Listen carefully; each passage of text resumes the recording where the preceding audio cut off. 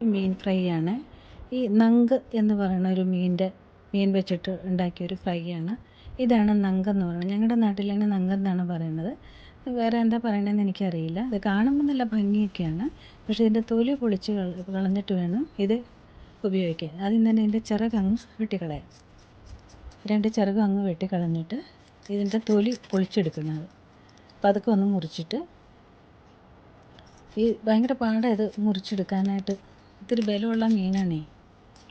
നന്നായിട്ട് തലയൊക്കെ കളഞ്ഞ് ഇനി അതിൻ്റെ തൊലി അങ്ങ് പൊളിച്ചെടുക്കാം. നമുക്ക് ഉപ്പും കൂട്ടി അങ്ങ് പൊളിച്ചെടുക്കാം. ഇതുപോലെ അപ്പുറം ഇപ്പുറം പൊളിച്ചെടുത്ത് കഴിഞ്ഞാൽ നല്ല സ്വാദ്, ടേസ്റ്റുള്ള മീനാണത്. നല്ല മീനാണത്. കുട്ടികൾക്കൊക്കെ പറ്റിയൊരു മീനാണ്. അത് ഫ്രൈ ചെയ്ത് കഴിഞ്ഞാൽ പിള്ളേർ ചോറിനാണോ അറിയേയില്ല. അപ്പോൾ ഇങ്ങനെ ഓരോന്ന് ഇതുപോലെ നമുക്ക് തൊലിയൊക്കെ കളഞ്ഞ് ക്ലീൻ ചെയ്ത് എടുക്കാം. ഇതുണ്ടോ, ഭയങ്കര പാടാണ് അത് പറിച്ചെടുക്കാനായിട്ട്. എടുത്തു കഴിഞ്ഞാൽ നല്ല മുഴുവനും ഇങ്ങോട്ട് പോന്നു കഴിഞ്ഞാൽ നമുക്ക് എളുപ്പമായിട്ടിങ്ങ് വലിച്ചെടുക്കാം. കാണുമ്പോൾ നമുക്ക് എളുപ്പമാണെന്ന് തോന്നും, പക്ഷേ ഭയങ്കര പാടാണ്. എന്നിട്ട് ഇത് ചൊറുക്കയും കുറച്ച് ഉപ്പും കൂടിയിട്ട് നന്നായിട്ട് ഉരച്ച് ക്ലീൻ ചെയ്തെടുക്കാം. ഇതിനൊരു വല്ലാത്തൊരു ഉടുമ്പ് മണം പോലെ ഉണ്ട്. അങ്ങനെ ക്ലീൻ ചെയ്ത് എടുത്ത മീൻ നമുക്ക് മുറിച്ചിട്ട് അരപ്പൊക്കെ പുരട്ടി വറുക്കാൻ നോക്കാം. ഇത് ഒരു 3 പീസായിട്ട് മുറിക്കാം. എന്നിട്ട് നടുക്കൊരു വര കൊടുത്തു കഴിഞ്ഞാൽ ഉപ്പും മുളകൊക്കെ നന്നായിട്ട് പിടിച്ചോളും. അപ്പം മുറിച്ച് വെച്ച മീനാണ് ഇത്. ഓരോ ചെറിയ കഷ്ണങ്ങളായിട്ട്, അധികം ചെറിയ കഷ്ണമാക്കണ്ട.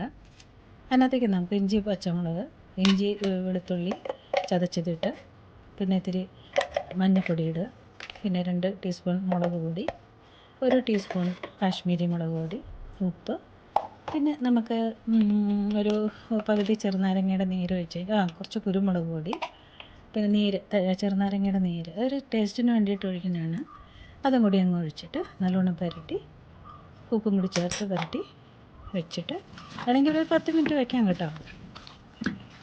നന്നായിട്ട് പുരട്ടി വയ്ക്കാം. എന്നിട്ട് ഇതങ്ങ് വെളിച്ചെണ്ണയിൽ വറുത്ത് കോരിയെടുക്കുക. നല്ലോണം എല്ലായിടത്തൊക്കെ പിടിച്ച് എല്ലായിടത്തും ചേർന്ന് പിടിച്ച് ഇരിക്കണം.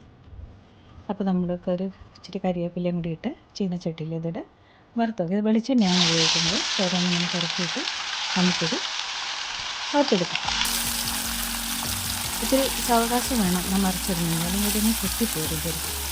അത് ചീനച്ചട്ടി തന്നെ വേണം ഇത് വറുത്തെടുക്കാനായിട്ട്. അപ്പോൾ അങ്ങനെ നമ്മുടെ മീൻ ഫ്രൈ റെഡി ആയിട്ടുണ്ട്. സ്വാദിഷ്ടമായൊരു നങ്ക് മീൻ ഫ്രൈ ആണ്. ഇഷ്ടപ്പെട്ടെന്ന് കരുതുന്നു. ഇനി അടുത്തൊരു വീഡിയോ ആയിട്ട് വരുന്നവർ ബൈ.